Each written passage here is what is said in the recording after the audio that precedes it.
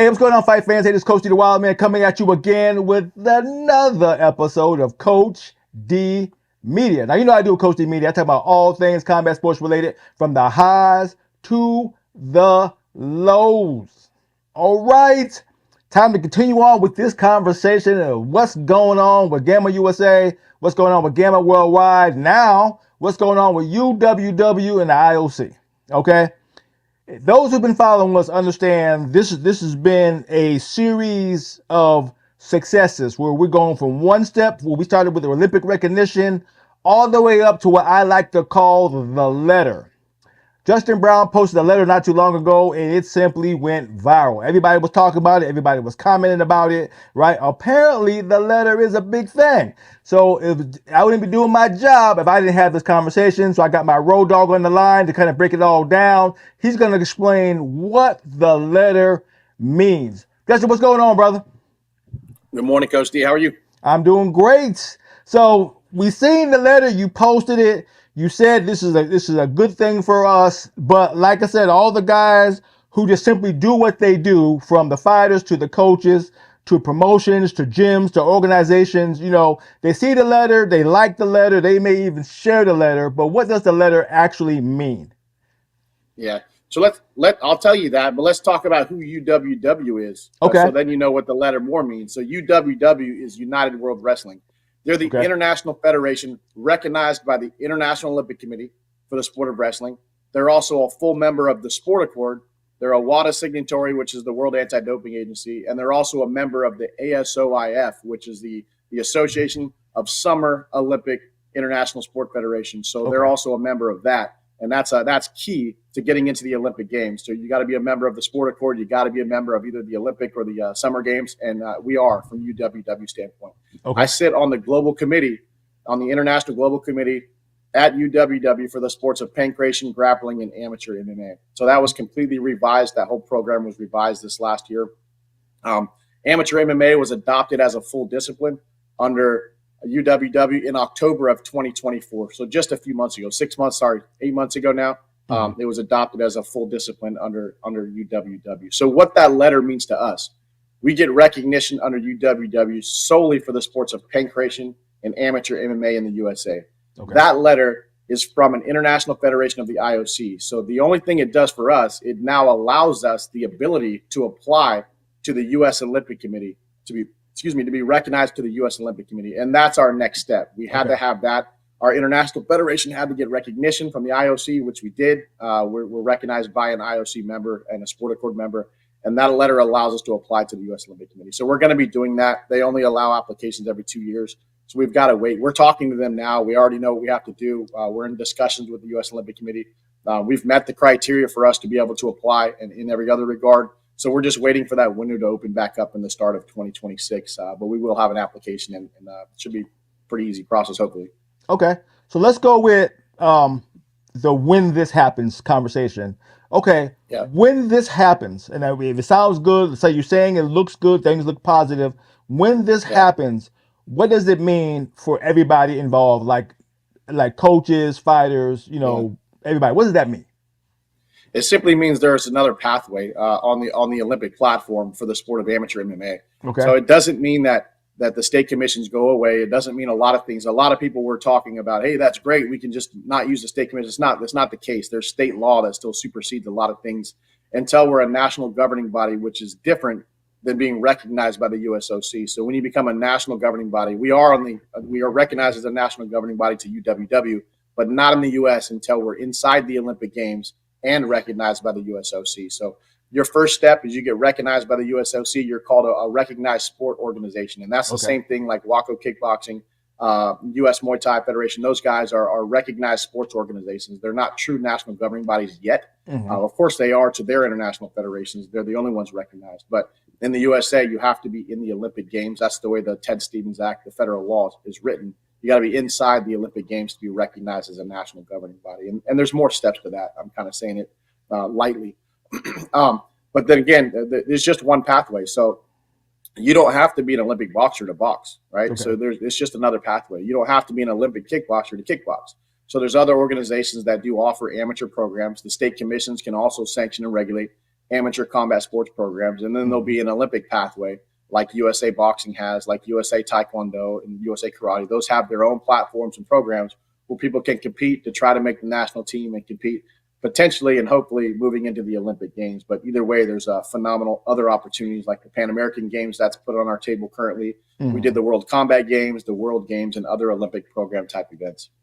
So me as media, can I now start promoting like the Pan Am Games, the World Games? What can I do to highlight what we're doing instead of just waiting? What do we want the fighters to do in the meantime? Competition. Once those events are announced and we're included into them, we will. So you already know we were in the World Combat Games, and UWW's had pankration in there for a long time, even before us. There's other things, but it's drastically changed. Now we've modified. If you haven't seen the new rule set, pankration rule set is solely for youth now, and at least on the international level, we can still do it for adults here in US way. It's just essentially amateur MMA without head strikes and a few other rules, right? Gotcha. So we use that for our youth development programs, and then there's amateur MMA for 18 plus on the international level. So coming up in the World Combat Games and World Games, clearly we'll be included into that as a sport accord member. We'll be able to use all our disciplines under UWW. So we will have amateur MMA in the World Games and the World Combat Games. And otherwise, the Pan American Games, we'll wait to see our name included in there before we announce anything. But that's the goal. We want to be in all of those events, but in many of them we already will be. Okay, so I know we talked about this before, so I was kind of waiting on the answer. Maybe you said it now. So now, whenever we move forward, we say youth MMA is now pankration, period. Right. So it's the pankration. We still say youth MMA for marketability, right? Yeah. The sport has always been pankration. Yeah. For as long as we want to say it, but because people don't know what the sport of pankration is, all the the regular people in the gyms, everyone knows what MMA is. So we use the term youth MMA. So you'll hear it kind of interchangeably. I don't know that we'll change our entire program, but the sport is actually pankration, which is again, it's been very similar to MMA, minus the head strikes for the novice level competitors. So pankration is just going to be our youth MMA division. So we may rebrand that completely as pankration, but still currently we're calling it our youth MMA divisions. Okay. So when it comes to the United States, we're still doing, regional tournaments, and we're still doing the nationals in order to get, athletes progressing and qualifying for the international combat games, correct? That's correct. So this year you saw we did our youth nationals inside the Arnold Expo, which was awesome. That national team is still going to be able to represent at UWW at the end of the year. So the goal is whenever we make our national team, any international tournaments throughout that competition year, our current existing national team members will be able to compete, whether it's UWW or whether it's under Gamma or any other opportunities that are presented to us. We have the ability to compete in those events. Obviously, UWW is going to be the Olympic pathway moving forward. Yeah. That doesn't mean there's not other great international tournaments that we could potentially participate in. Okay. So are we still going to have like a qualifying cycle? You know how you registered and it lasts a year? Is that still current? So anything that happens in that year, if you qualify at national, you can compete, whether it's Gamma Worlds or UWW events. They will be able to do both in that calendar year and have to register again the following year. Is that how it's going to work? Yeah. Currently, that's the way it's done. We got lucky this year because Worlds for UWW was towards the end of the year. Moving forward, we don't know when it's going to be. So we've got to kind of play our team accordingly. And the youth side's difficult because throughout a 12-month cycle, man, kids change age and weight and drastically and skill set. So, a kid that's 85 pounds when they make nationals could be 100, 105 pounds in 6 months because of the kid's growth cycle. So it's a tough thing to manage, and that's internally we'll have to figure all that out. But yeah, that's our toughest thing. Our goal was when Worlds was announced, we wanted to back up our nationals about 3 months before that. So it leaves a kind of a small enough window for them to make the team where there's not a lot of changes, but big enough where they can still win and then still have time to fundraise and do the things they need to do on their end to get to the World Championship. So so we'll figure that out moving forward. Because in the beginning there were big gaps. After nationals, we had to wait on Worlds, and that was pretty much all a youth athlete can do. But now moving forward, in a year calendar, they're going to have multiple events that they can now prepare for, moving forward. Is that kind of where we're going? Yeah, that's the goal. We're going to see where it goes. Now, keep in mind, the big international tournaments are generally only every 4 years. So the World Championships is every year. But when you talk about the World Games, the World Combat Games, the Pan American Games, these large game structures, the biggest international ones are only every 4 years. But the World Championships will be annually. So we'll work with UWW to develop that schedule. We're hoping, my goal, I sit on the international committee, but my goal is to try to keep those towards the end of the year so we can build a team throughout the year, and then the world championships at the end of the year would be desirable. But again, there's school and other things that we got to consider, and it's just it's easier for them to compete in the summer. So it's a lot of things and a lot of people that have an opinion and voices on it. So we'll come together and decide the best path moving forward based on experience. We're going to try both. So yeah, we covered a lot of, I guess, what you call logistics, but just in layman's terms, what are some of the important things that the average fan and the average person should understand about what we've been doing? Yeah, well, the Olympic pathway opens a lot of doors. Okay. If we can get inside the games, there's a lot of conversations being had right now from a lot of different people inside and outside of UWW on how to get MMA into the games in 2028. Yeah. It's the key, right? So it's only every 4 years. That brings the sport full circle. To me, that's the largest form of sport. There's the entertainment side of the sport, which you talk about often.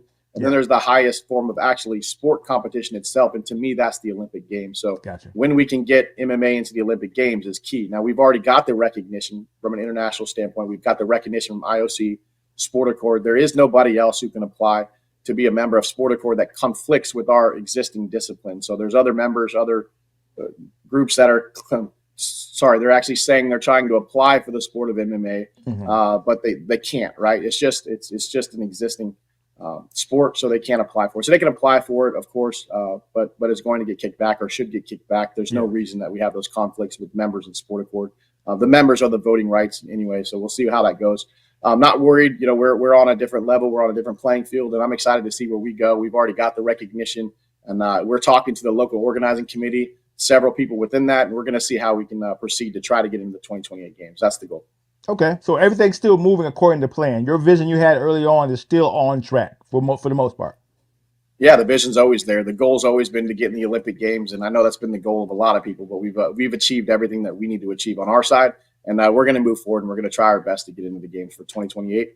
And if we miss that goal, obviously we'll go to 2032. But we're really pushing hard, and a lot of people are pushing hard to be in this 2028 games under UWW. Okay, so good. Let's kind of wrap stuff up. So give everybody else what can we get expecting the rest of the calendar year. I know we got Brazil coming up, but what else can we start preparing for that you may not have said or they may not grasp? What else can we start looking forward to? So just for the rest of this year, we're going to hold a lot more regional tournaments. We're going to try to get more out to the West Coast. We're in conversations with many states and many commissions and those to try to branch out more to the West Coast so we can get out that direction and get more fully national, at least competition-wise. We need to get more teams and gyms involved. We're definitely on a huge growth streak right now. We've got a lot more club members than ever before, and there's a lot more organization coming on our standpoint for those members. So there'll be a lot more training involved. There'll be certification levels for the coaches and officials and otherwise, and that's all coming out here at the end of the year. I'm excited about that. But as far as competitively, obviously we have Gamma Worlds is next. We're taking our national team out to Gamma Worlds. Adult and seniors will be in June in Sao Paulo, Brazil. And once we get back from that, we'll be planning directly for the UWW Youth Worlds, which will be in Greece, and the UWW Adult Worlds, which will be in Serbia. So that will be in October and November, respectively. And I'm excited about that. And that will be our large international tournaments. And then we'll start planning for the 2026 calendar schedule directly after. Okay. All right. So as you heard, fight fans, we are definitely staying busy. Justin just told you, we have a lot going on. Still a lot of things that we have to clear up and cover, but the plan is moving forward. You just heard what he said about after Brazil, what we got going on. We got Greece coming on for youth. UWW about to put on their first, I guess you call it the first tournament or test tournament, however you want to look at it. But we're moving forward. That's the whole point of what the letter represents. It's progress. It's moving forward and covering the bases and making sure we get what we need to get. All right, Justin, bring it home. Give us something to ride on. Yeah, I'll tell you what's exciting that we haven't talked about is UWW is doing its test event for amateur MMA. The rules and regulations were created. They've been approved. Everything's gone through the proper international channels. The very first test event for amateur MMA takes place in 2 weeks in Uzbekistan. I'll personally be over there to train officials and to oversee the program. And I'm excited about that. So let's get that one under our belt, and that'll help prepare us for the UWW Worlds in Serbia. But otherwise, keep watching. We got a lot more information coming out. We got a lot more training and programs coming out, a lot more organization, and I'm excited about it. So stay tuned. All right, you heard it. Like I said, the letter, it meant something. Now you understand what it means. You know what I'm saying? It is something you read and go, oh, great. Now you understand it matters to you as a coach. It matters to you as an athlete, and it matters to you as a state and nation. We're doing big things, people. It just grows, grows, and grows. That's what I love about this. So wrap it up. This is Coach D hanging out with my road dog, Justin Brown. To hear from me again, peace out.